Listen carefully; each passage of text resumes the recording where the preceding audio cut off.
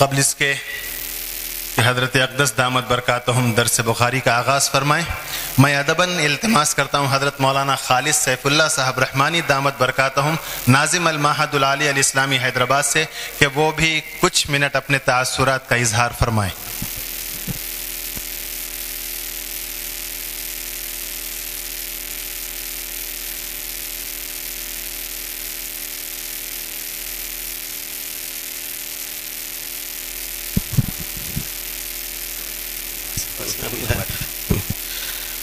بسم اللہ الرحمن الرحیم نحمدہ ونصلی علی رسولہ الکریم۔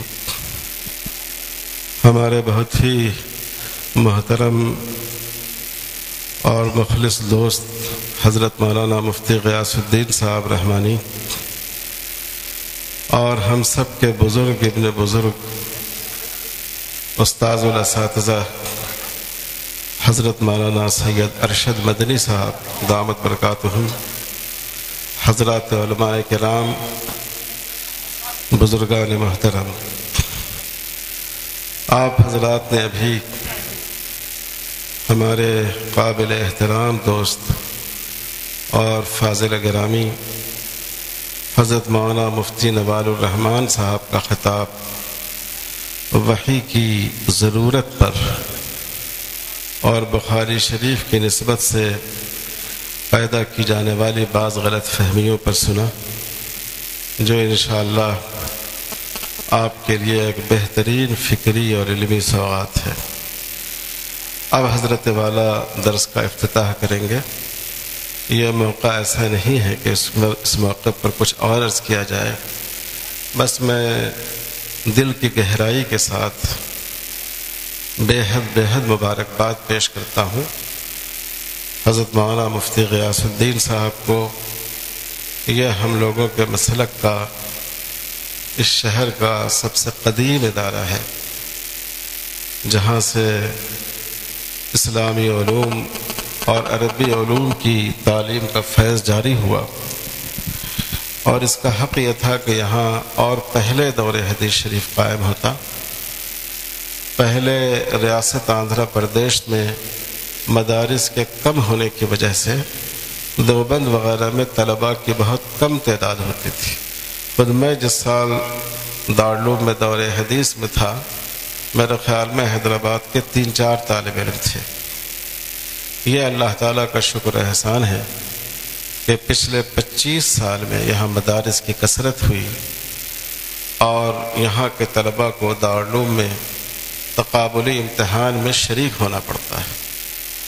تمام طلباء اس استعداد کے اور مالی اعتبار سے صلاحیت کے حامل نہیں ہوتے کہ وہ دیوبند یا اس طرح کے اور مرکزی اداروں کو جا سکیں، تو ایک بہت بڑی ضرورت تھی کہ یہاں ایسے مدرسے قائم ہوں۔ ماشاءاللہ 2 اور مدارس جو طلباء کے ہیں وہاں پہلے سے دور حدیث شریف قائم ہے، اور یہ انشاءاللہ حسنات، شہر کے حسنات و خیرات میں اضافہ ہے۔ میں دل کی گہرائی کے ساتھ اور بے حد مسرت کے احساس کے ساتھ مفتی غیاث الدین صاحب کو مبارکباد پیش کرتا ہوں۔ اللہ تعالیٰ اس سلسلے کو کامیاب فرمائے، اس کو بقا و دوام عطا فرمائے، اور اس کو اس پورے علاقے میں حدیث شریف کے فیضان کے جاری ہونے کا اور اس کے روشنی کے پھیلنے کا ذریعہ بنائے۔ آمین یا رب العالمین۔ اس کے بعد میں بڑے ادب سے حضرت مولانا امیر اللہ خان صاحب دامت برکاتہم ناظم سراج العلوم محبوب نگر سے گزارش کروں گا وہ بھی اپنے تاثرات کا اظہار فرمائیں۔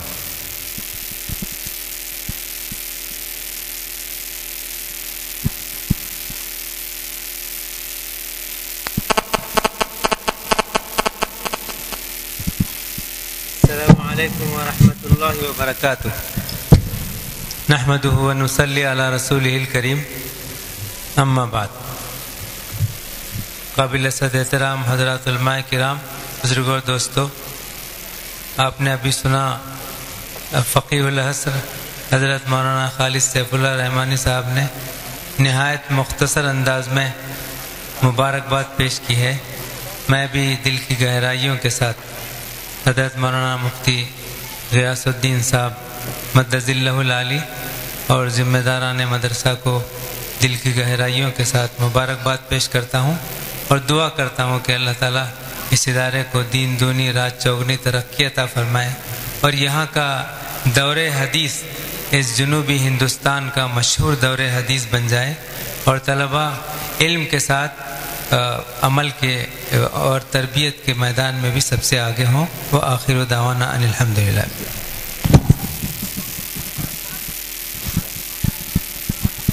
میں آخر میں جناب محترم رحیم الدین انصاری صاحب معتمد دارالعلوم حیدرآباد سے بھی گزارش کرتا ہوں کہ وہ تاثرات کا اظہار فرمائیں.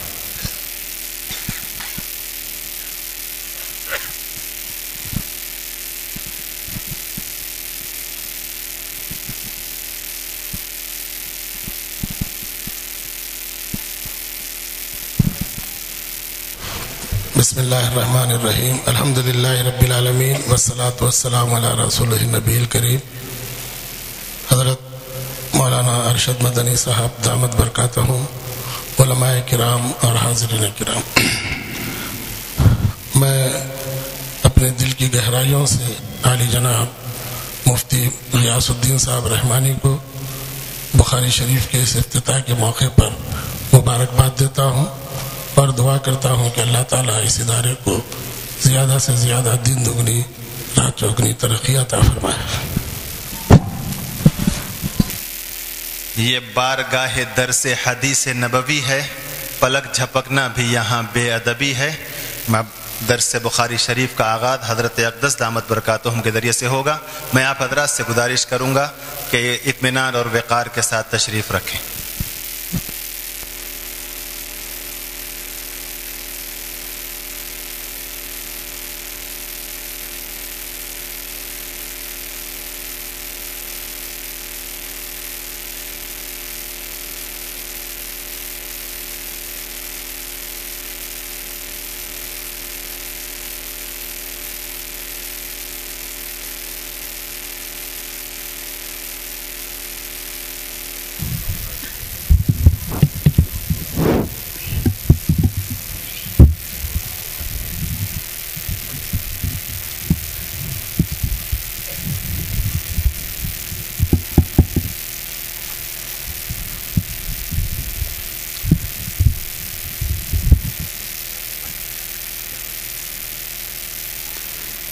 الحمد لله رب العالمين والصلاة والسلام على سيد الأنبياء والمرسلين وعلى آله وأصحابه أجمعين. أما بعد، فإن أصدق الحديث كتاب الله وأحسن الهدي هدي محمد صلى الله عليه وسلم وخير الأمور عوازمها وشر الأمور محدثاتها فإن أصدق الحديث كتاب الله وأحسن الهدي هدي سيدنا محمد صلى الله عليه وسلم وخير الأمور عوازمها وشر الأمور محدثاتها وكل محدثة بدعة وكل بدعة ضلالة وكل ضلالة في النار. وبالسند المتصل منا إلى الشيخ الإمام الهمام الحافظ الحجة أمير المؤمنين في الحديث أبي عبد الله محمد بن إسماعيل بن إبراهيم بن المغيرة بن البردزبة الجعفي اليماني البخاري رحمه الله تعالى. اللهم انفعنا بعلومه وعلومهم أجمعين آمين يا رب العالمين. أنه قال: بسم الله الرحمن الرحيم. باب كيف كان بدء الوحي إلى رسول الله صلى الله عليه وسلم.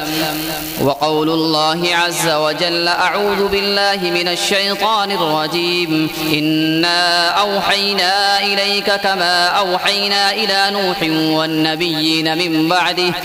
وبه قال حدثنا الحميدي قال حدثنا سفيان قال حدثنا يحيى بن سعيد الأنصاري قال أخبرني محمد بن إبراهيم التيمي أنه سمع علقمة بن وقاص الليثي يقول: سمعت عمر بن الخطاب رضي الله عنه على المنبر يقول: سمعت سمعت رسول الله صلى الله عليه وسلم يقول إنما الأعمال بالنيات وإنما لامرئ ما نوى فمن كانت هجرته إلى دنيا يصيبها أو إلى امرأة ينكحها فهجرته إلى ما هاجر إليه.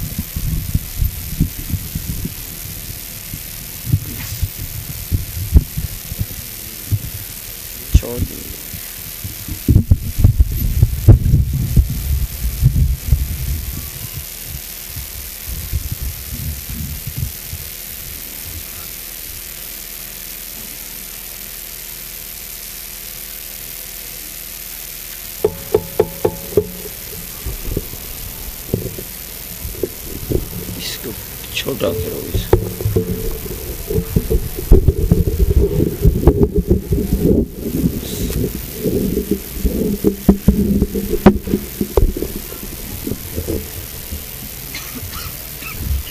بسم اللہ الرحمن الرحیم.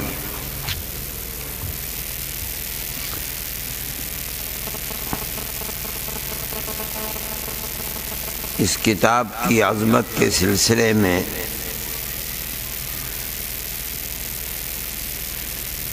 یہ کہنا کافی ہے کہ یہ کتاب مجموعہ ہے جناب رسول اللہ صلی اللہ علیہ وسلم کے ارشادات و فرمودات کا، اس لیے کہ یہ کتاب علم حدیث سے متعلق ہے اور حدیث اصطلاح کے اندر ما نسب الی رسول اللہ صلی اللہ علیہ وسلم قولا او فعلا او صفتا او تقریرا کو کہا جاتا ہے. یعنی علم حدیث کا مفہوم متعارف یہ ہے کہ نبی کریم علیہ الصلاۃ والسلام نے کیا کیا، اپنی زبان مبارک سے کیا فرمایا، آپ کی صفات کیا تھیں، آپ کس طرح چلتے تھے، دوسرے سے مخاطب ہوتے تھے تو کس طرح مخاطب ہوتے تھے، آپ کا قد و قامت کیسا تھا، رنگ و روپ کیسا تھا، آپ کی آنکھیں کیسی تھیں، آپ کے پیر کے تلوے کیسے تھے، آپ کی ہتھیلیاں کیسی تھیں، جن کو صفات سے تعبیر کیا جاتا ہے. اور چوتھی چیز تقریر کہا جاتا ہے. نبی کریم علیہ الصلاۃ والسلام کے زمانے میں صحابہ کرام رضوان اللہ علیہم اجمعین کوئی عمل کرتے تھے، جناب رسول اللہ صلی اللہ علیہ وسلم نے اس پر نکیر نہیں فرمائی. آپ کا نکیر نہ فرمانا یہ دلیل ہے اس بات کی کہ وہ عمل صحیح تھا. اگر وہ صحیح نہ ہوتا تو نبی کریم علیہ الصلاۃ والسلام اس پر نکیر فرما دیتے. اسی کو تقریر کہا جاتا ہے.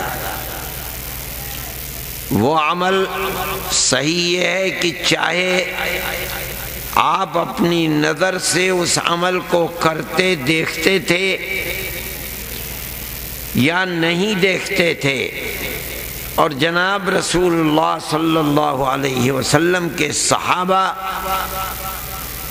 اس عمل کو کیا کرتے تھے، وہ عمل متعارف تھا اور رواج میں تھا۔ دونوں کی دونوں صورتوں میں صحیح یہی ہے کہ اگر نبی کریم علیہ السلام نے سکوت اختیار فرمایا ہے تو آپ کا خاموشی اختیار کرنا یہ حجت شرعی ہے کہ وہ عمل درست ہے۔ اس لیے کہ صحابہ کرام رضوان اللہ علیہم اجمعین رسول اللہ صلی اللہ علیہ وسلم سے تربیت یافتہ ہیں، انہوں نے علوم نبوت بغیر کسی واسطے کے نبی کریم علیہ السلام سے لیے ہیں،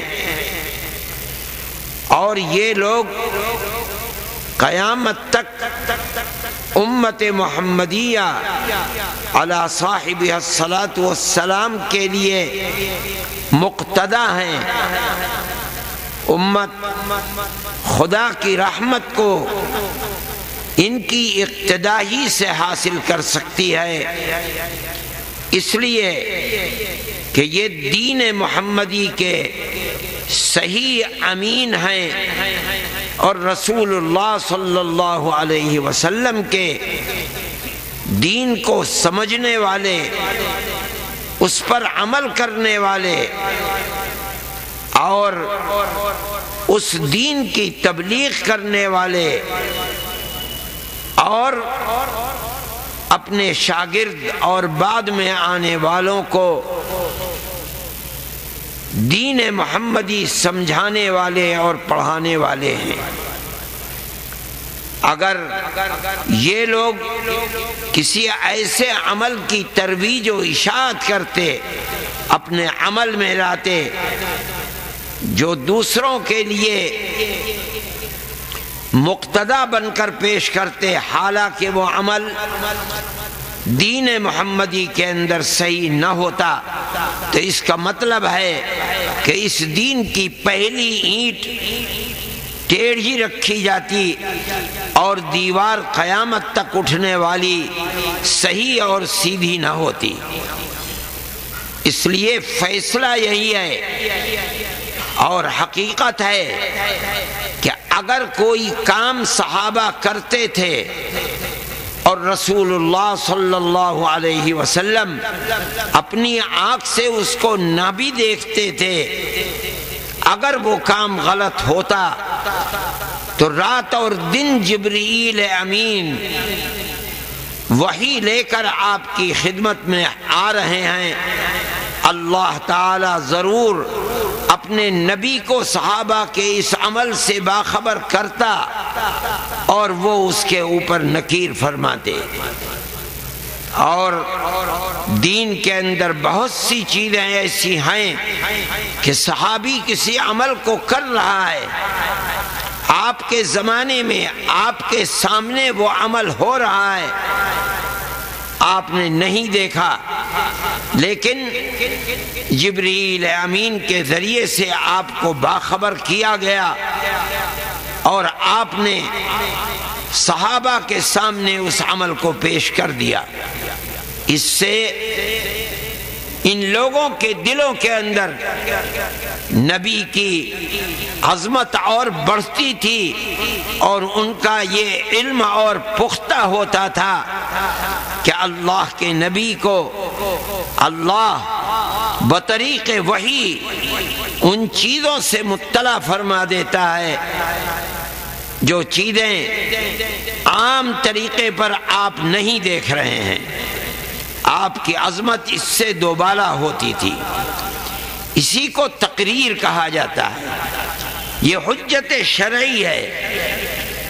مطلب یہ ہے کہ دنیا میں بڑے سے بڑے کسی انسان اور عالم کا کسی چیز کو دیکھ کر خاموش رہ جانا یہ اس عمل کے صحیح ہونے کے لیے حجت شرعی نہیں ہوتی۔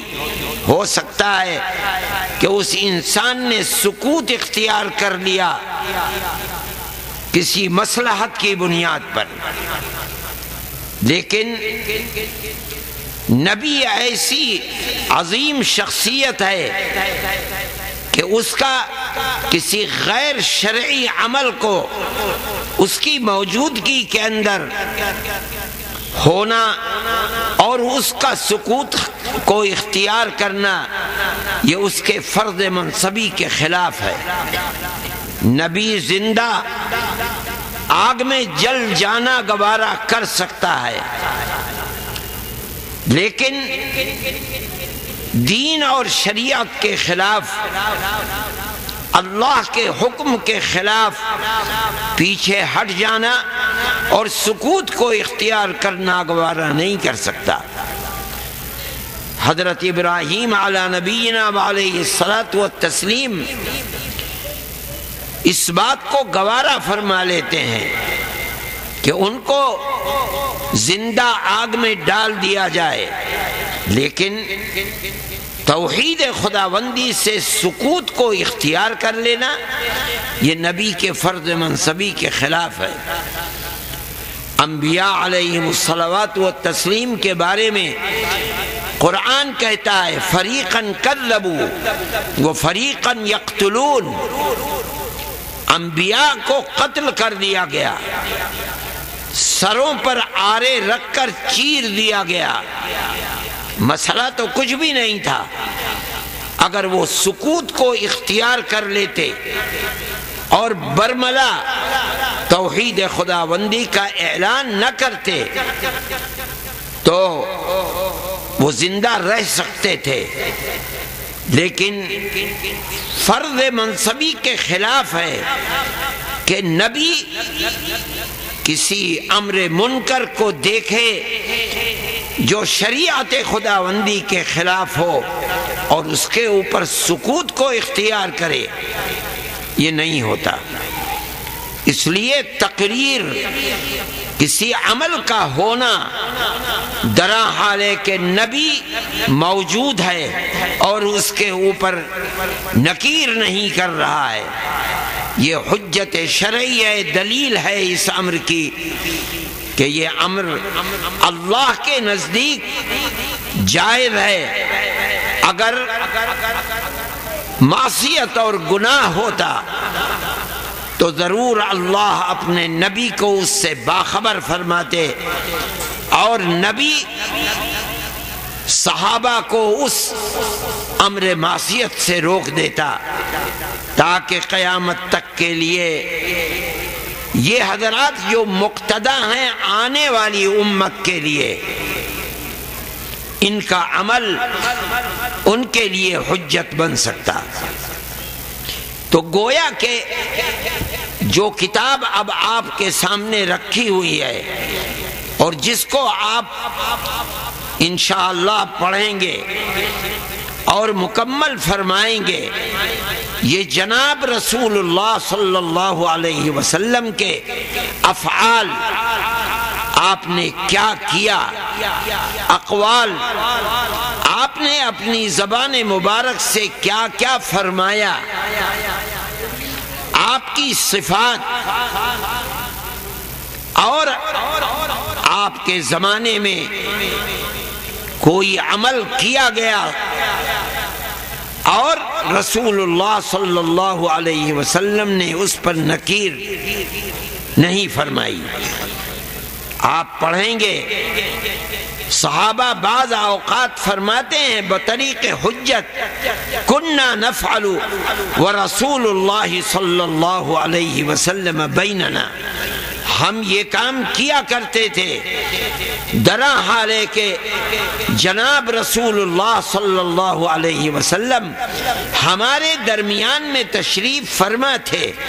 یعنی صحابی یہ کہنا چاہتا ہے کہ اگر یہ عمل درست نہ ہوتا تو نبی کریم علیہ الصلوۃ والسلام کو یقیناً اللہ ہمارے اس عمل سے باخبر فرما دیتا اور اللہ کا نبی ہماری اصلاح کر دیتا اور ہمیں اس عمل سے روک دیتا۔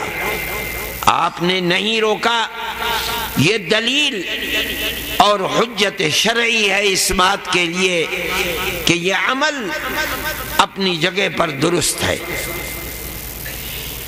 دنیا کے اندر اقوال، افعال، اسی طرح صفات کو بڑے بڑے لوگوں کے جمع کیا گیا ہے۔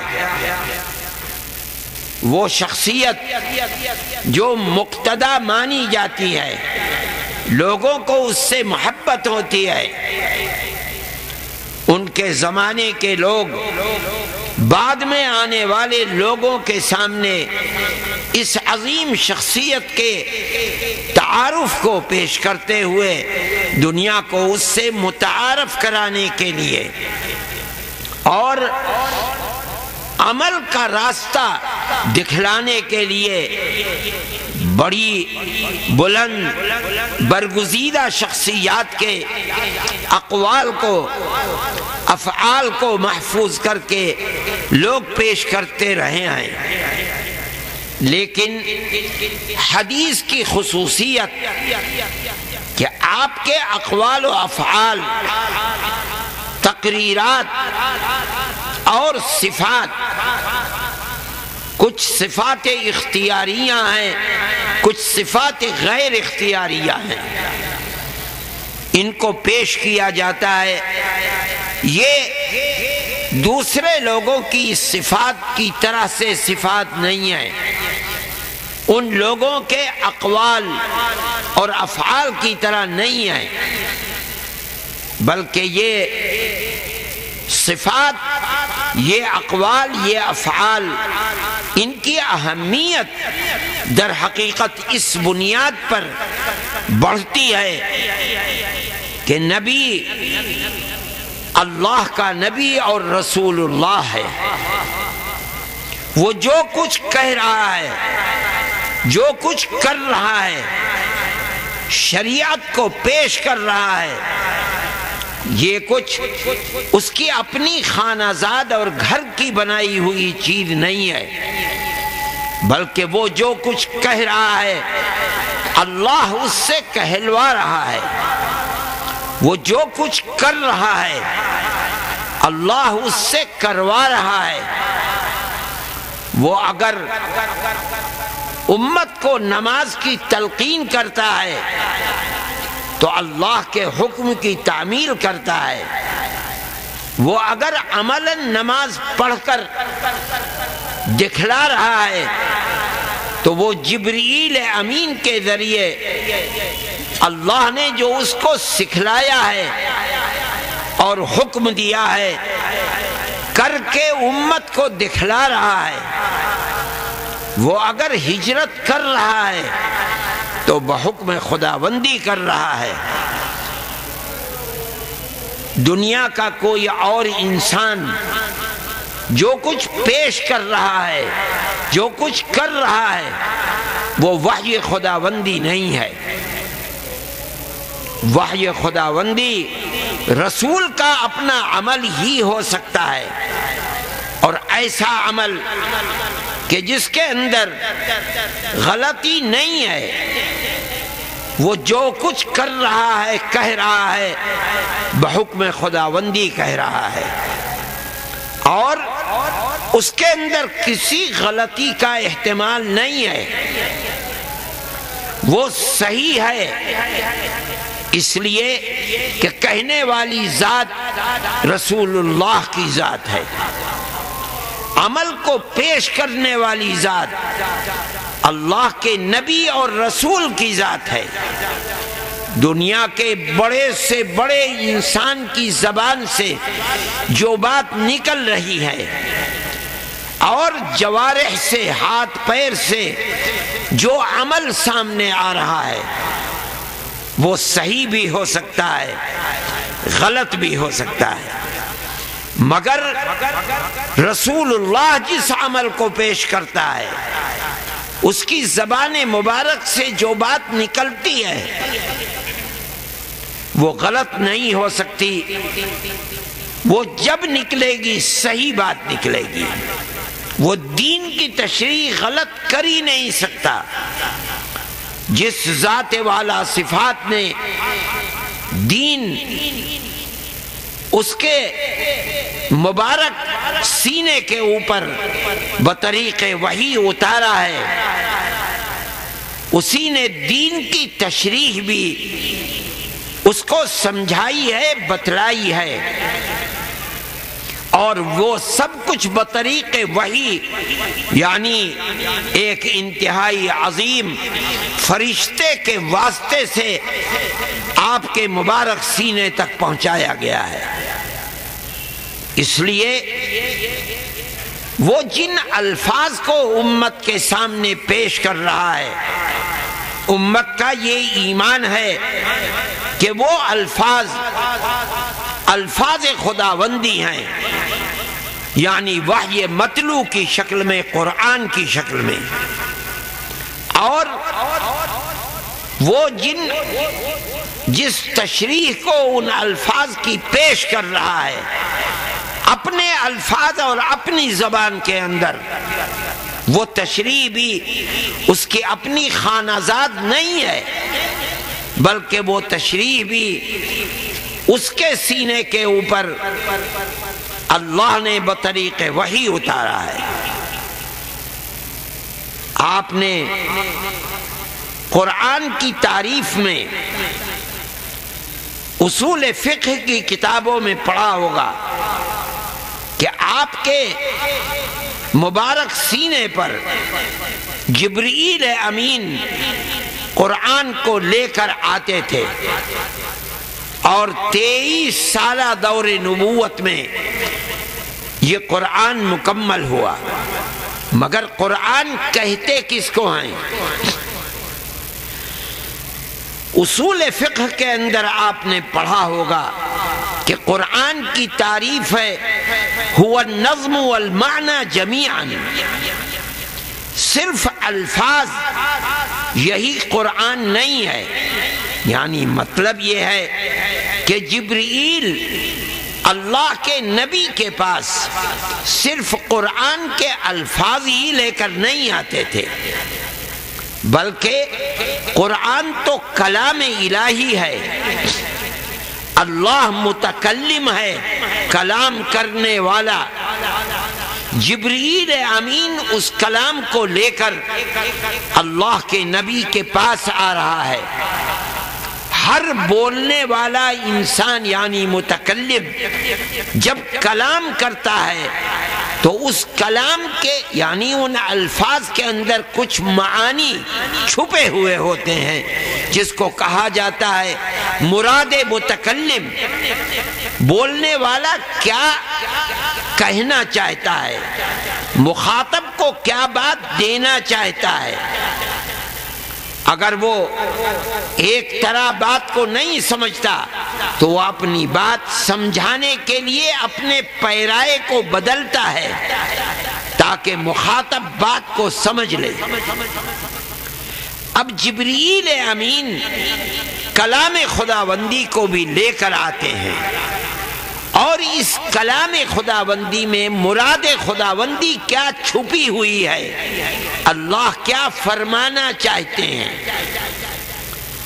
وہ جو معانی ہیں وہ بھی لے کر آتے ہیں اور رسول اللہ کو سمجھا کر جاتے ہیں کہ یہ الفاظ ہیں، ان الفاظ میں مراد خداوندی کیا چھپی ہوئی ہے، اللہ کیا فرمانا چاہتا ہے، وہ بھی بتلا کر جاتے ہیں۔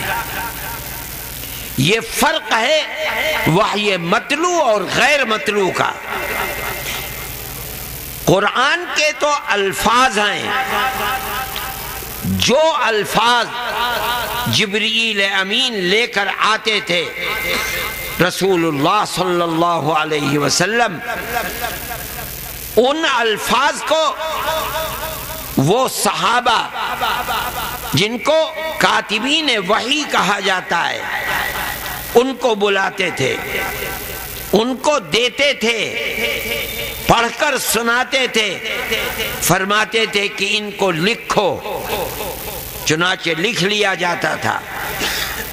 اللہ ان الفاظ کو آپ کے مبارک سینے میں نقش فرما دیتے تھے، محفوظ فرما دیتے تھے۔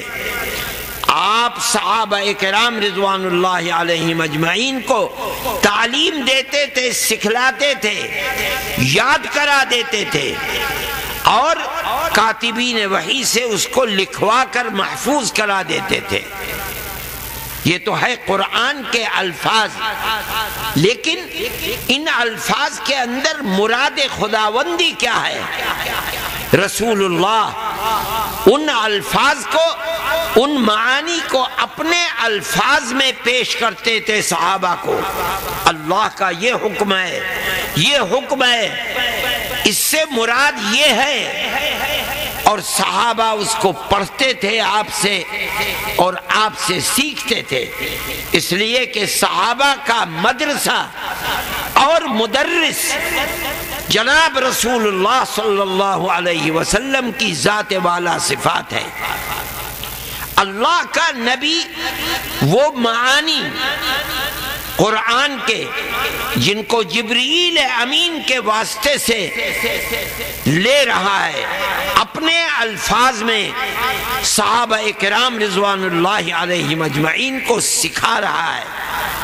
اسی پر اکتفا نہیں ہے، بلکہ اپنے عمل سے کر کے پیش کر رہا ہے۔ نماز کا حکم ہے، نماز فرض کر دی گئی،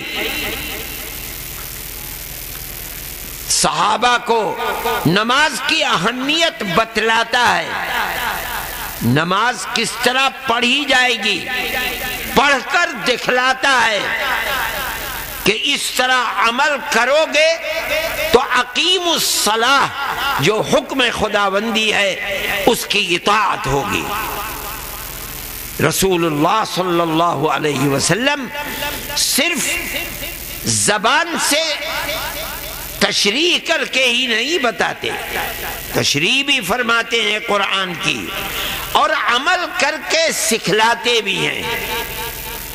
حدیث میں آپ پڑھیں گے کہ آپ نماز پڑھتے ہیں، امام اور منبر پر چڑھ کر نماز پڑھ رہے ہیں، صحابہ پیچھے سے دیکھ رہے ہیں کہ کس طرح نماز پڑھی جا رہی ہے، آپ سکھلا رہے ہیں۔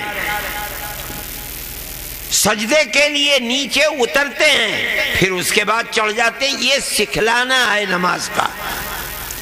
وہی چیز جو الفاظ کی شکل میں قرآن بن کر آئی تھی، چونکہ تنہا الفاظ ہی نہیں بلکہ قرآن نام ان الفاظ کے ساتھ ان میں جو مراد خداوندی چھپی ہوئی ہے اس کی تشریح اللہ کا نبی اپنے الفاظ اور اپنی زبان سے کرتا ہے۔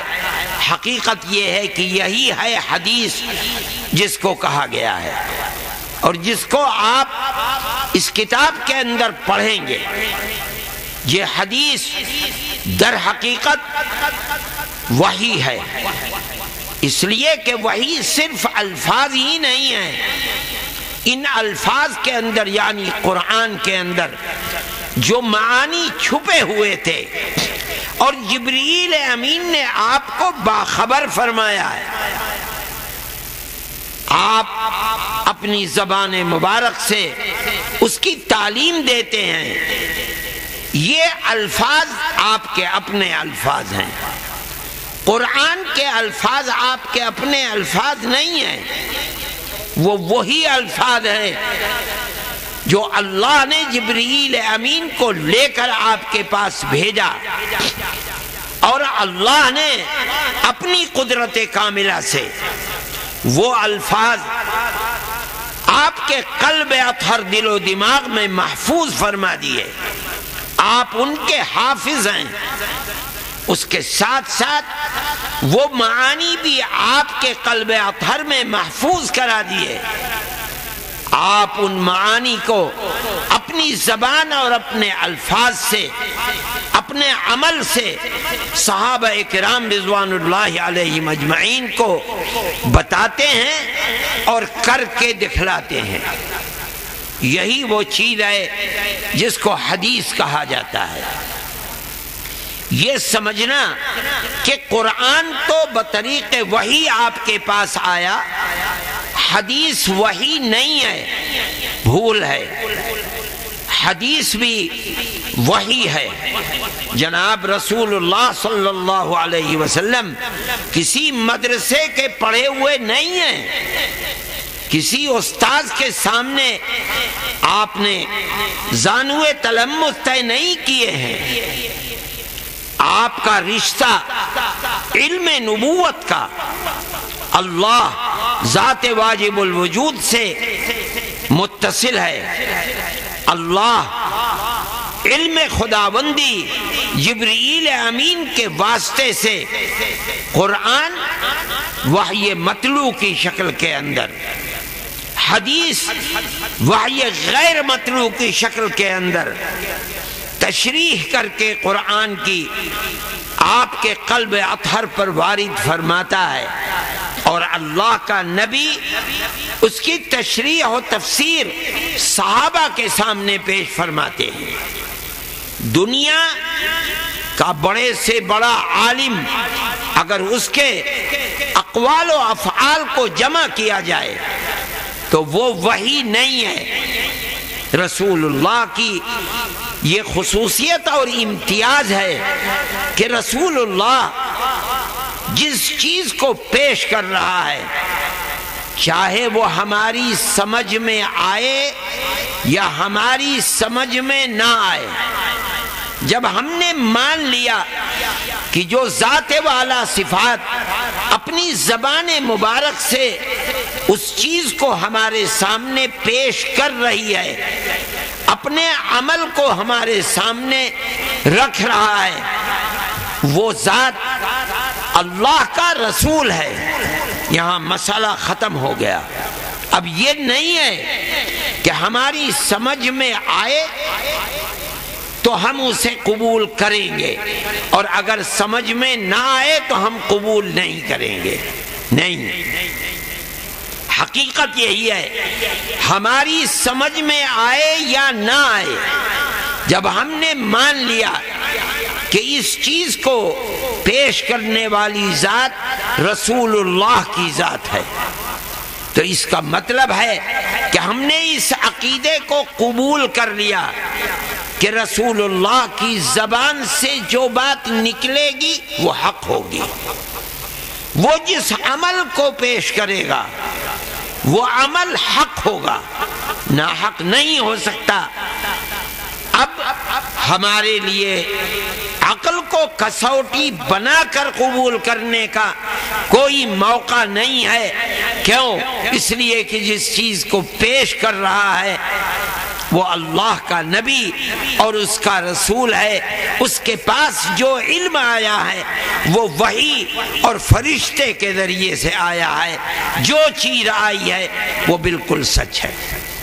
اسی لیے عبداللہ ابن مسعود، ابو ہریرہ اور بعض دیگر صحابہ رسول اللہ صلی اللہ علیہ وسلم کے عمل کو پیش کرتے ہیں تو بسا اوقات دو صفات بیان، الصادق المصدوق، یہ دو صفات ہیں۔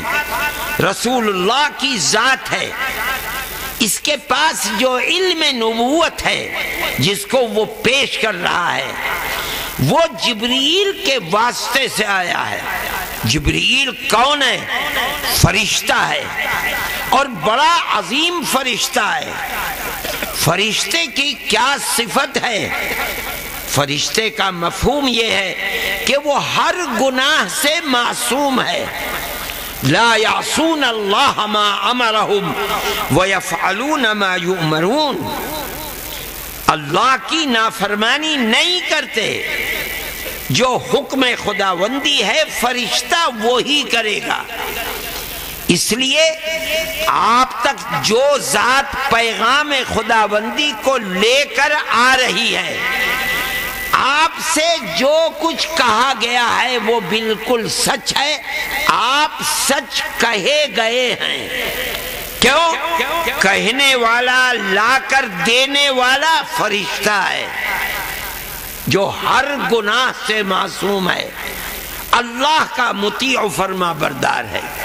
آپ اس اعتبار سے مصدوق ہیں، جو کہے گئے ہیں سچ کہے گئے ہیں۔ اب آپ صحابی کو دے رہے ہیں کیا چیز؟ جو فرشتے سے لی ہے۔ وہاں تو آپ مصدوق تھے، اب آپ صحابی کو دے رہے ہیں، اس میں آپ صادق ہیں، سچ بولنے والے ہیں، کبھی جھوٹ آپ کی زبان مبارک سے نہیں نکل سکتا۔ اس لیے آپ صادق بھی ہیں، آپ علم نبوت کو لے رہے ہیں، اس اعتبار سے مصدوق ہیں، سچ کہے گئے ہیں، سچ دیے گئے ہیں۔ آپ علم نبوت لے کر فرشتے سے امت کو دے رہے ہیں، اس اعتبار سے آپ صادق ہیں، آپ کی زبان مبارک ہمیشہ سچ بات کو نکالے گی، جھوٹ نہیں ہوگا۔ سمجھ میں آئے یا نہ آئے؟ یہاں عقل انسان کی کند ہے، عقل کو آگے نہیں بڑھایا جائے گا، جو فرمایا ہے اس کو مانا جائے گا۔ عقل میں آئے یا نہ آئے، صحابہ کا عمل یہی تھا اور یہی دین ہے۔ جب مان لیا کہ رسول اللہ ہے، اب یہ کوئی بحث نہیں ہے کہ آپ جو بات فرما رہے ہیں وہ عقل میں اترتی بھی ہے نہیں اترتی، اس سے کوئی بحث نہیں ہے۔ ہمارا ایمان ہے کہ وہ حق ہے، چاہے دماغ اس کو قبول کرے یا نہ کرے۔ صحابہ کا عمل یہی تھا۔ حضرت عمر رضی اللہ تعالی عنہ امیر المومنین ہیں، حدیث میں آتا ہے کہ آپ کعبۃ اللہ کا طواف فرما رہے ہیں، طواف کرتے کرتے حجر اسود پر آئے اور آ کر کے کھڑے ہو گئے اور فرمانے لگے، اے پتھر، میں جانتا ہوں کہ تو نہ مجھے نفع پہنچا سکتا ہے نہ نقصان، تیرے قبضے قدرت میں مجھے نفع نقصان پہنچانا نہیں ہے۔ میرا تو ایمان ہے کہ نفع نقصان پہنچانے والی ذات صرف اللہ کی ذات ہے، تو مجھے نفع نقصان نہیں پہنچا سکتا، لیکن میں نے رسول اللہ کو دیکھا ہے کہ وہ تجھے بوسہ دیتے تھے، اس لیے عمر بھی تجھے بوسہ دے گا۔ حالانکہ عقل میں آتی تجھے بوسہ دیا کس لیے جائے؟ جب تیرے ہاتھ میں نہ عمر کو نفع پہنچانا ہے نہ نقصان پہنچانا ہے تو تجھے بوسہ کیوں دیا جائے؟ مگر ہم نے دیکھا ہے جو عمل رسول اللہ نے فرمایا ہماری سمجھ میں نہیں آتا، لیکن وہ اللہ کا رسول ہے، وہ جو عمل کر رہا ہے عقل میں آئے نہ آئے، جب ہم نے مان لیا کہ وہ رسول اللہ ہے، ہمارا ایمان ہے کہ وہ صحیح ہے، رسول اللہ سے غلط عمل نہیں ہو سکتا۔ یہی امت کا ایمان ہے، اس کے اوپر اس کی زبان سے جو بات نکلی وہ صحیح ہے، عقل قبول کرے یا نہ کرے۔ ایک طبقہ دنیا کے اندر ایسا رہا ہے کہ رسول اللہ نے جس چیز کو پیش کیا، چاہے قرآن کی شکل میں، وحی مطلوع کی شکل میں، یا حدیث کی شکل میں، وحی غیر مطلوع کی شکل میں، وہ لوگ اس کو اپنی عقل کی کسوٹی پر پہلے تولتے تھے۔ اگر عقل اس کی تائید کرتی تھی تو قبول کر لیتے تھے، اگر عقل تائید نہیں کرتی تھی تو اس کی تعویل کرتے تھے کہ یہ نہیں، رسول اللہ کے فرمانے کا منشا یہ ہے، حالانکہ وہ تعویل غیر منقول ہوتی تھی۔ اس لیے صحیح نہیں ہوتی تھی۔ معتزلہ اور خوارج جن کے نام کو آپ نے سنا ہوگا اور ان کے نظریات کو پڑھا ہوگا اور اساتذہ نے جگہ جگہ اس کو پیش کر کے اس پر نکیر کی ہوگی، ان کا طریقہ یہی تھا۔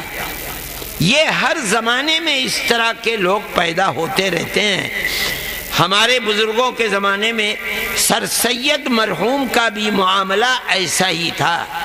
جنت، دوزخ، اس طرح کی چیزوں کی وہ تعویل کیا کرتے تھے۔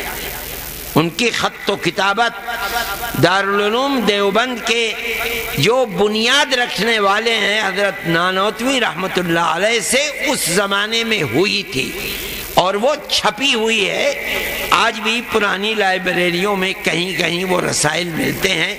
انہوں نے کیا لکھا اور حضرت نانوتوی رحمۃ اللہ علیہ نے کیا جواب دیا۔ حضرت رحمۃ اللہ علیہ نے جواب دیا اور اہل سنت والجماعت کے عقیدے کو پیش کیا۔ فرمایا ہم یہ نہیں کہتے کہ عقل کو کام میں نہ لایا جائے، یقیناً عقل کو لایا جائے گا کہ اللہ کا یہ ارشاد ہے، اللہ کے نبی کا یہ فرمان ہے، اس کی علت کیا ہو سکتی ہے۔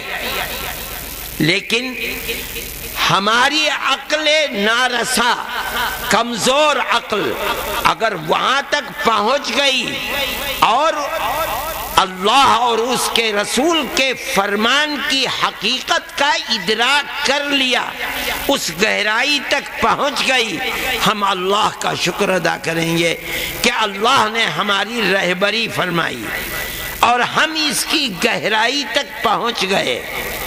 لیکن اگر ہم عقل کو کام میں لائے اور ہماری عقل نارسا اور ناقص اس کی حقیقت کا ادراک نہ کر پائی تو ہم اپنی عقل کا قصور سمجھیں گے۔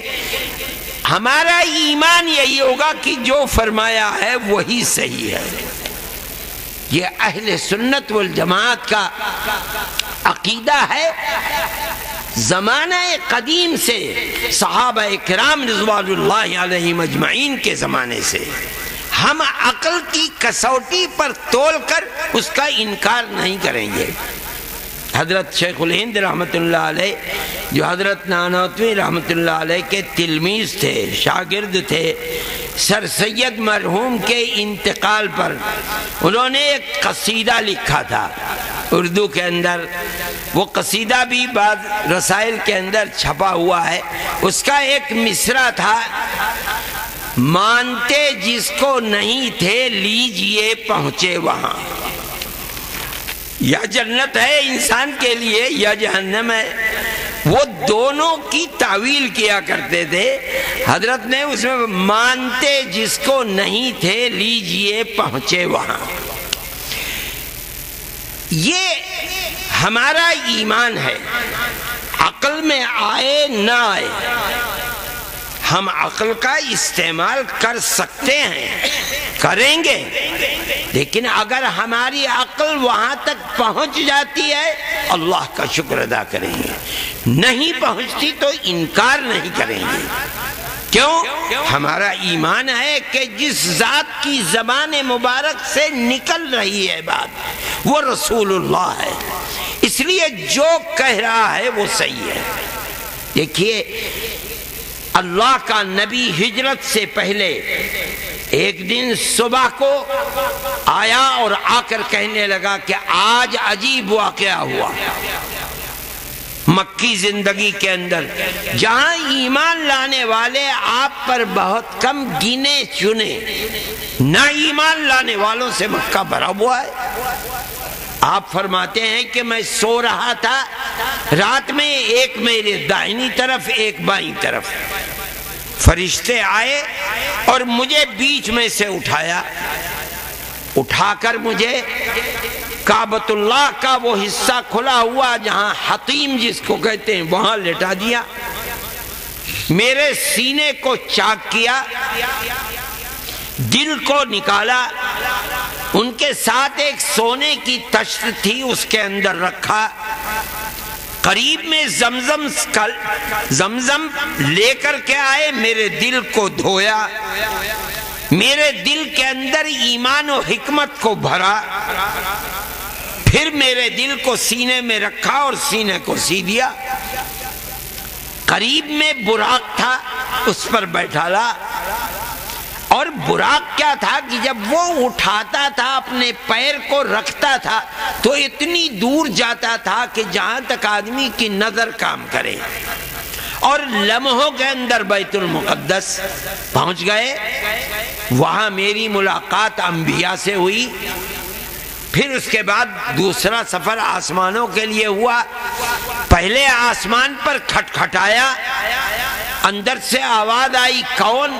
کہا جبریل۔ پوچھا گیا کہ تنہا ہو، تمہارے ساتھ کوئی اور ہے؟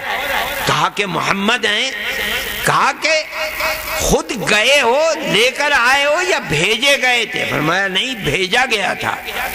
چنانچہ دروازہ کھلا، میں اوپر گیا، پھر وہاں سے دوسرے آسمان پر پھر کھٹکھٹایا، پھر سوال و جواب ہوا، دوسرے سے تیسرے پر، چوتھے پر، پانچویں پر، چھٹے پر، ساتویں پر، پھر اور اوپر، اور ایک جگہ آئی کہ جہاں میں انتہائی قریب اللہ سے ہو گیا، فَكَانَ قَابَ قَوْسَيْنِ أَوْ أَدْنَىٰ۔ پھر وہاں سے میں 5 نمازوں کا تحفہ لے کر کے آیا ہوں، اور لمحوں کے اندر میرا یہ سفر ہو بھی گیا۔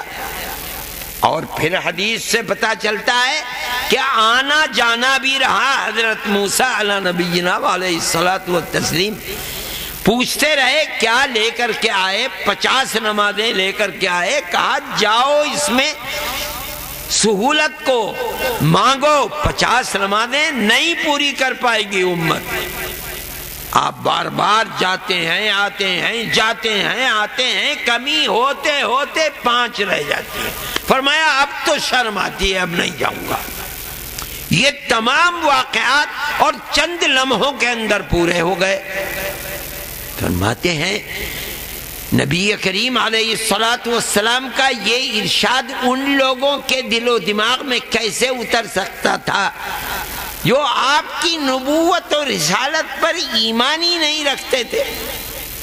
لوگ کہنے لگے کہ دیکھو کیا کہہ رہے ہیں محمد، یہ تو ناقابل قبول ہے۔ کیا مطلب؟ عقل میں آنے والی چیز نہیں ہے۔ آدمی اگر جدے یا یمبو جاتا ہے تو صبح سے شام تک تیز سواری پر لگ جاتا ہے۔ یہ کیسے؟ بیت المقدس اور وہاں سے آسمانوں کے اوپر، اور چند لمحات میں سفر طے ہو گیا۔ ایک دوسرے کے سامنے مذاق اڑانے لگے۔ ادھر سے ابو بکر آ گئے۔ ابو بکر سے کہا کہ دیکھو محمد تو روزانہ ایک نیا شگوفہ کھلاتے ہیں، دیکھو کیا کہا۔ ابو بکر نے کہا کیا کہا؟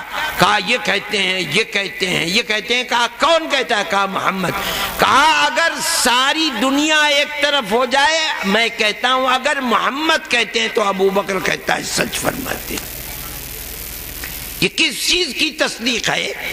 میں تو روزانہ اللہ کی وحی جبرائیل لے کر آتا ہے، اور رسول اللہ فرماتے ہیں کہ یہ وحی آئی، اور ابو بکر سر تسلیم خم کرتا ہے۔ آج کون سی نئی بات ہے؟ رسول اللہ ہے، اس کی زبان مبارک سے جو بات نکل رہی ہے وہ حق ہے۔ یہی ہمارا ایمان ہے۔ ہم قرآن کو کتاب اللہ مانتے ہیں، اللہ کی کتاب مانتے ہیں۔ ہم نے تو نہیں دیکھا کہ اللہ نے اس کتاب کو اتارا ہو، ہماری آنکھیں اس کا ادراک نہیں کر پاتی، قصور ہے۔ لیکن جب رسول اللہ نے فرمایا کہ یہ کتاب الہی ہے، اور ہم اس ذات کو رسول اللہ مانتے ہیں، تو ہمارا ایمان ہے جو فرمایا وہ حق ہے۔ سارے دین کی بنیاد یہی ہے۔ انسان کا مرنا جنازے کا چلنا کاندھوں کے اوپر، مومن ہے تو کہہ رہا ہے قدمونی قدمونی، مجھے لے کر چلو، بڑھو۔ اگر کافر ہے کہتا ہے یا ویلہا این تذہبون بہا، ہم تو نہیں سنتے۔ ساری دنیا کے ڈاکٹروں کو جمع کر لو، عقل کی بنیاد پر کہیں گے کہ مر گیا کچھ نہیں۔ مومن کہے گا جو فرمایا رسول اللہ نے سچ فرمایا، کیوں؟ رسول اللہ ہے، غلط ہو ہی نہیں سکتا۔ آپ کے اقوال، آپ کے افعال، آپ کی تقریرات جو کتاب کے اندر پڑھو گے، ان کی اہمیت، خصوصیت یہاں پیدا ہوگی۔ نہ تو دنیا کے بڑے بڑے لوگوں کے اقوال و افعال جمع کیے ہیں لوگوں نے، اور وہ امت کے لیے سبق ہوتے ہیں، لیکن جو اہمیت اور حیثیت حدیث رسول اللہ کی ہے وہ کسی انسان کی نہیں ہو سکتی۔ ہر جگہ احتمال خطا اور ثواب موجود ہے، یہاں اس کا احتمال نہیں ہے۔ آپ نے جو ارشاد فرمایا وہ صحیح ہے۔ اب آپ دیکھیے امام بخاری رحمت اللہ علیہ ابتدا فرما رہے ہیں جو ابھی آپ نے پڑھا، اِنَّا أَوْحَيْنَا إِلَيْكَ كَمَا أَوْحَيْنَا إِلَى نُوحٍ، مطلب یہ ہے کہ جس چیز کو اب تم پڑھنے جا رہے ہو اور اس کتاب کے آخر تک تم جو کچھ پڑھو گے وہ الفاظ اللہ کے نہیں ہیں، یعنی وحی متلو نہیں ہے، رسول اللہ صلی اللہ علیہ وسلم کے اپنے الفاظ کا مجموعہ ہے، اپنے اعمال کا مجموعہ ہے۔ جو اعمال و افعال آپ کے ہاتھ، پیر، آنکھ، ناک، یہ جو جوارح سے آئے ہیں ان کا مجموعہ ہے۔ لیکن اس چیز کو سمجھو کہ یہ بھی وحی الہی ہے۔ آپ نے دین کی تشریح اور دین کو جن الفاظ میں پیش فرمایا ہے، یہ نہ سمجھو کہ آپ کا پیش فرمایا ہوا اپنا خانہ ذات کوئی چیز ہے، نہیں۔ جو کچھ آپ پیش فرما رہے ہیں یہ آپ کے پاس جبریل امین لے کر آئے ہیں۔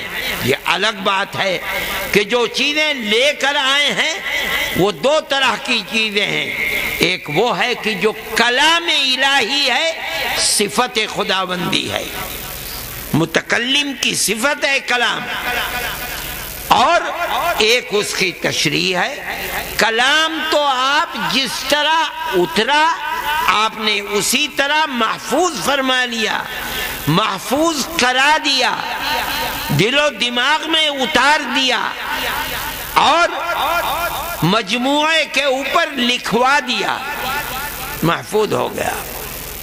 آپ اس کی تلاوت روزانہ فرماتے ہیں، یہ بھی ایک معجزہ ہے کہ آپ جبریل امین سے سنتے ہیں اور اللہ کا نقش فی الحجر آپ کے سامنے مضبوط طریقے پر آپ کے دل و دماغ میں پیوست فرما دیتا ہے، اور راتوں کو تلاوت فرماتے ہیں قرآن کی، بلکہ رمضان میں تو اس سے بھی زیادہ۔ جبریل امین روز آنا اللہ کے نبی کے پاس آتے ہیں رمضان میں، جس طرح دو حافظ رمضان میں بیٹھ کر جتنا قرآن سنانا ہوتا ہے رات میں تراویح میں اس کا دور کرتے ہیں، کہتے ہیں کہ غلطی نکل جاتی ہے، صحیح ہے غلطی نکلتی ہے، لیکن یہ سنت ہے اللہ کے نبی حضرت محمد صلی اللہ علیہ وسلم اور جبریل امین کی۔ روزانہ جبریل امین آتے تھے اور جتنا قرآن اتر چکا ہوتا تھا اس کا دور کیا کرتے تھے. جبرائیل آپ کو سناتے تھے، آپ جبرائیل امین کو سناتے تھے. ایک قرآن رمضان میں پورا کرتے تھے. اس کا مطلب ہے کہ جبرائیل بھی حافظ قرآن تھے اور اللہ کا نبی بھی حافظ قرآن ہے. جبرائیل امین آپ کو سناتے ہیں اور آپ جبرائیل امین کو سناتے ہیں. ابن عباس رضی اللہ تعالی عنہما فرماتے ہیں آخری رمضان جس کے بعد اللہ کے نبی پردے کے پیچھے چلے گئے، اس رمضان میں بجائے ایک دور کے 2 دور ہوئے، یعنی 2 قرآن مکمل کیے گئے. اور آپ یہ سمجھ رہے ہیں کہ اب میری ضرورت جس مقصد کے لیے اللہ نے مجھے دنیا میں نبی بنا کر بھیجا تھا وہ پورا ہو گیا، اور اب میں اس دنیا سے سدھارنے والا ہوں. یہ جو کچھ آپ فرما رہے ہیں یہ بھی در حقیقت قرآن ہے. امام بخاری رحمت اللہ علیہ اس کی طرف متوجہ فرما رہے ہیں کہ اب جو کچھ تم پڑھ رہے ہو اس کے اندر جو اقوال ہیں آپ کے، جن افعال کو پیش کیا جا رہا ہے، جن تقریرات کو پیش کیا جا رہا ہے، جو صفات ہیں اور جو اختیاریاں ہیں، یہ سمجھ لو کہ وہ سب کی سب چیزیں بحکم خداوندی ہیں. اللہ کا نبی ان کو امت کے سامنے پیش کر رہا ہے، بحکم خداوندی ہے. اس لیے اس کی اہمیت کو سمجھو. یہ حدیث ہے لیکن آپ کے قلب اطہر پر جس طرح قرآن بطریق وحی آیا اسی طرح یہ بھی بطریق وحی ہے. اس اعتبار سے وحی مطلوع اور غیر مطلوع میں فرق نہیں ہے. مفہوم یہ ہے کہ 3 چیزیں ہیں. ایک تو ہے موحی، وحی کا بھیجنے والا. ایک ہے وحی، وحی کا لانے والا.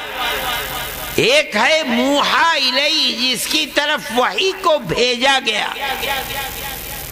بھیجنے والی ذات اللہ کی ذات ہے، جس کے پاس بھیجا جا رہا ہے رسول اللہ کی ذات ہے. جو لانے والا دونوں کے درمیان میں واسطہ ہے وہ ایک ہی فرشتہ ہے، جبرائیل امین.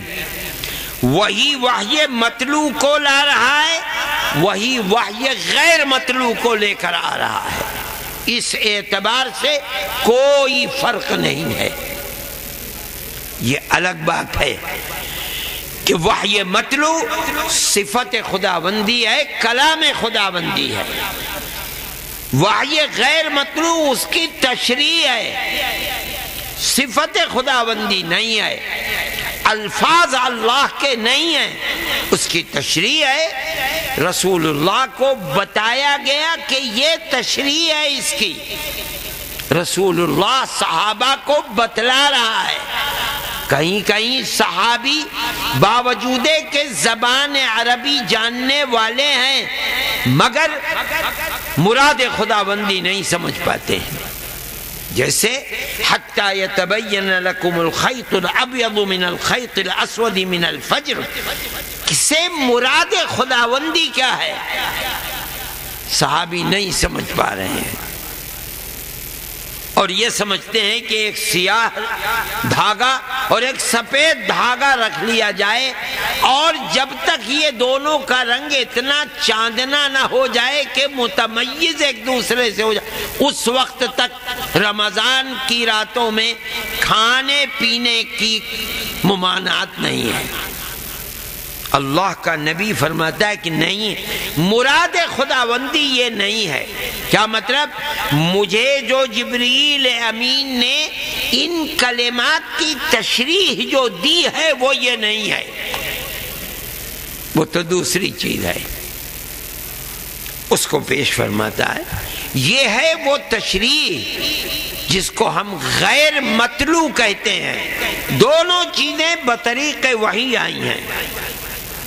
امام بخاری رحمت اللہ علیہ اسی سے باخبر کرنا چاہتے ہیں اور اس کو سمجھنا چاہیے۔ اسی سے اس کتاب اور اس کتاب کے مندرجات کی اہمیت اور اس کی عظمت آپ کے سامنے آئے گی اور آپ اس کا صحیح ادراک کر سکیں گے، اس سے استفادہ کر سکیں گے۔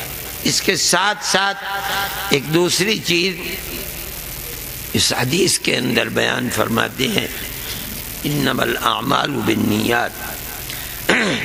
پانی ٹھنڈا نہ ہو۔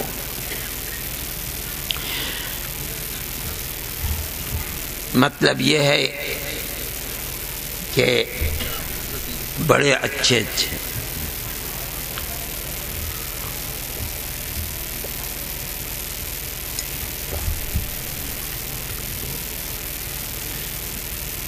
عمل اگرچہ اپنی شکل و صورت کے اعتبار سے اچھا ہو، عند اللہ قبولیت کے لیے بنیاد عمل نہیں ہے، بنیاد ہے وہ نیت جس کے پیش نظر اس عمل کو اختیار کیا جا رہا ہے۔ کل قیامت کے دن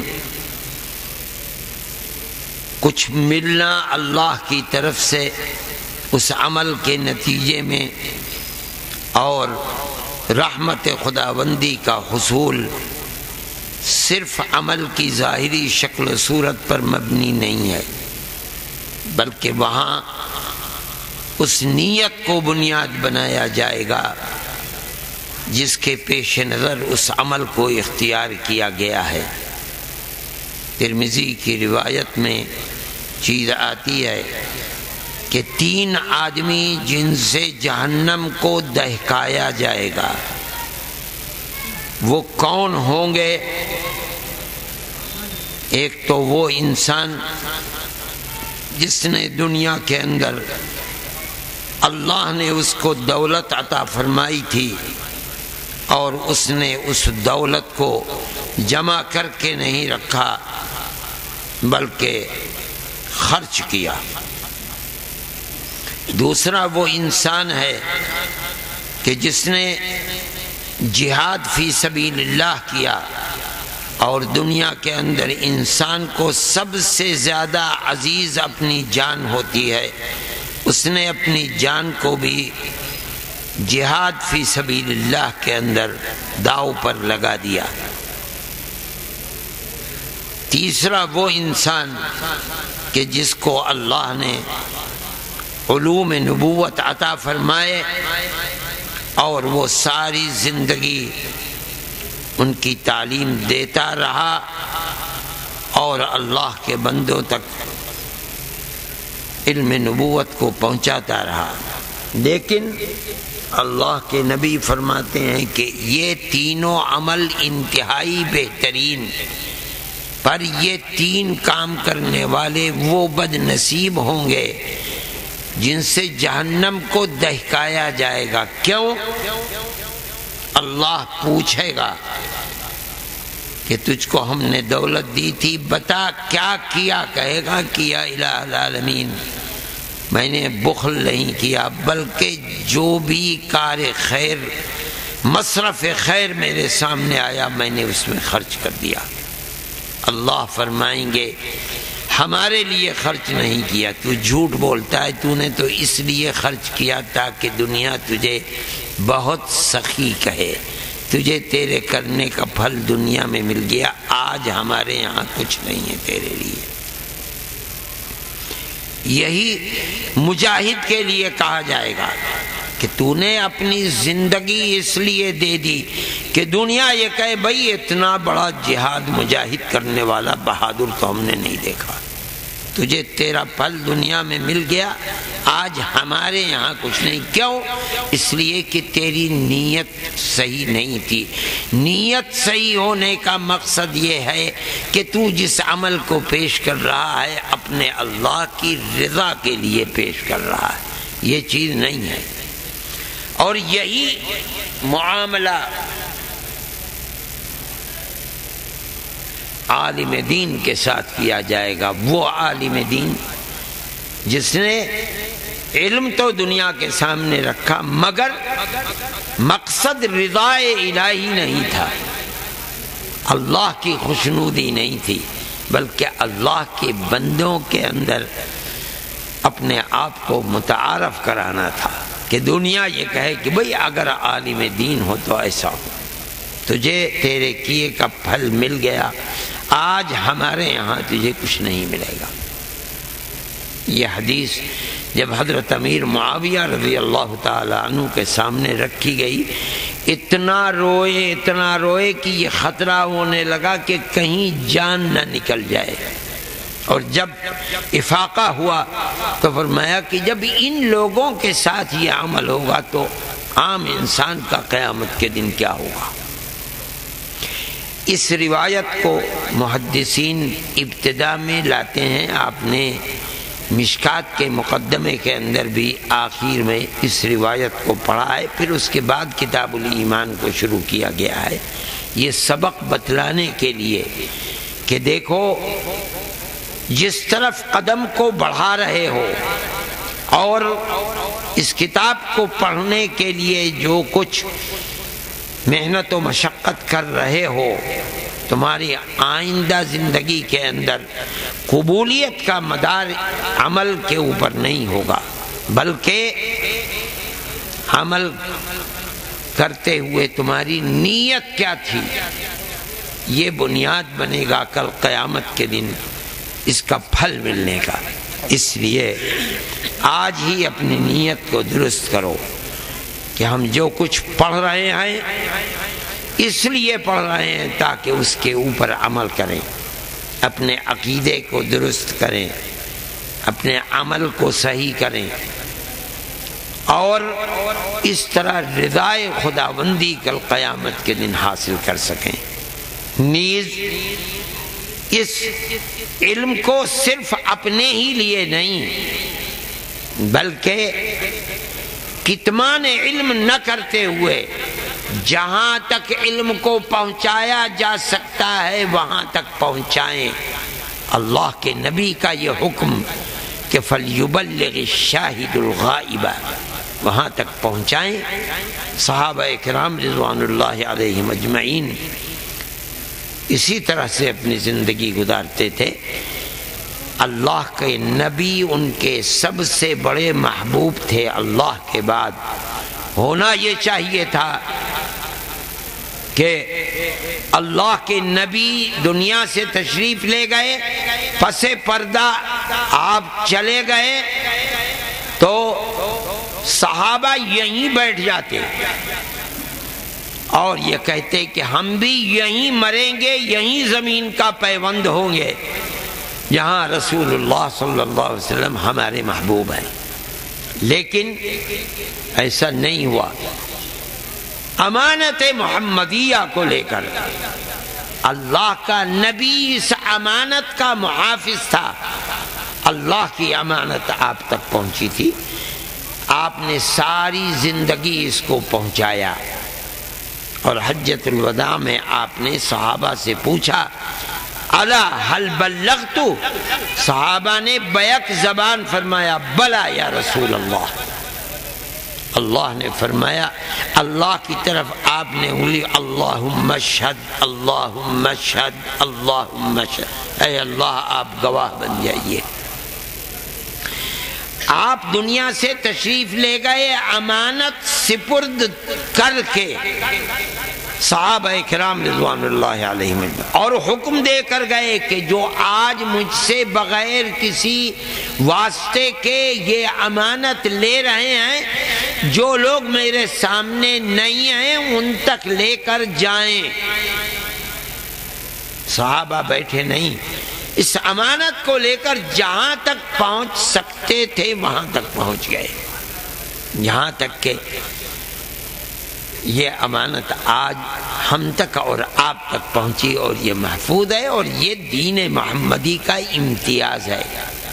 کوئی دنیا کا دین، کسی دین کو ماننے والے اپنے رسول اللہ کی زندگی کو اس طرح پیش نہیں کر سکتے جس طرح اس امت نے پیش کی ہے۔ یہاں تک کہ آپ کس طرح کھاتے تھے، کس طرح اٹھتے تھے، کس طرح بات کرتے تھے، کس طرح بیٹھتے تھے، کس طرح چلتے، ہر چیز محفوظ ہے۔ اس سے پتہ چلتا ہے کہ صحابہ کتنے بڑے امین اور اللہ کے نبی کے کیسے عاشق تھے کہ آپ کا کوئی رتی برابر عمل ہوا ان کے سامنے انہوں نے محفوظ کر لیا۔ پھر محفوظ کر کے گھر نہیں بیٹھ گئے، اپنے شاگردوں تک پہنچا دیا، اور وہ علم آج تک محفوظ ہے۔ اس طرح سے کوئی امت ایسی نہیں ہے جو اس طرح اپنے دین کی خدمت کر سکے۔ آپ کو اللہ نے یہ سعادت بخشی ہے، آپ کے اساتذہ اہل علم ہیں، اپنی نیت کو درست کیجئے اور اپنی علمی قد و کاوش کی بنیاد رضائے الہی کو بنائیے، اپنے ہر عمل کے لیے رضائے الہی کو اپنے سامنے رکھیے۔ رہ گئی دنیا، اس کے پس پشت ڈالیے۔ اگر آپ اس طرح اس علم کو پڑھتے رہیں گے، اس پر عمل کرتے رہیں گے، تو حدیث میں آتا ہے کہ من عمل بما علم ورثہ اللہ من العلم ما لم يعلم، او کما قال علیہ الصلاۃ والسلام، آپ کے علم میں برکت ہوگی، اللہ تعالیٰ آپ کے علم میں بڑھوتری پیدا فرمائیں گے۔ جو نہیں جانتے اللہ تعالیٰ آپ کو وہ جنوائیں گے، اس طرح آپ کا علم بڑھے گا۔ لیکن یہ سب کچھ صرف ایک اللہ کی رضا کے لیے، اپنی آخرت کو آباد کرنے کے لیے، رحمت خداوندی کے حصول کے لیے ہونا چاہیے، ورنہ نفس عمل بغیر نیت کے انسان کو آخرت کے اندر خدا کی رحمت سے ہمکنار نہیں کر پائے گا۔